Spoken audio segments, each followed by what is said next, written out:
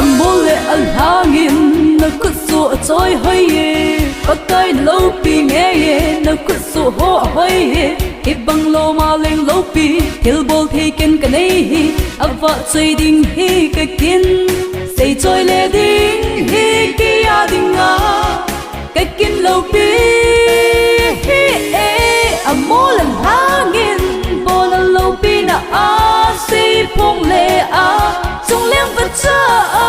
hình thế dấu xì bất cây ở vợ chơi lê cây màn giống cả vợ chơi đi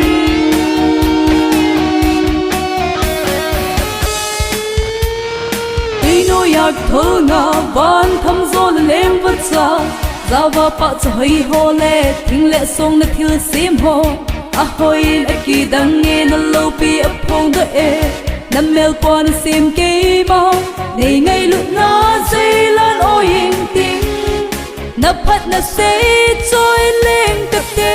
à mô lần há nghìn bồ lần lâu pi na a si phong lệ a trong leng vật cha hình thế dấu xì bậc cây ở vợ trôi lê cây màn giống cả vợ trôi đi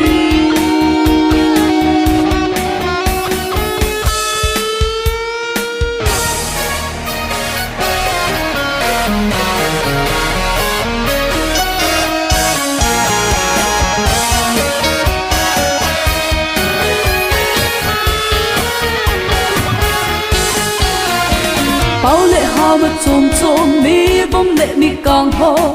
khen lâu va ai ngài lu pa soi at na ka hin tivi nắp phật na ka sim dấu khôi na thiêu bol ka cô dấu lo van thăm dấu ni lên hà ho he đất ti băng á gì bất thiên chúng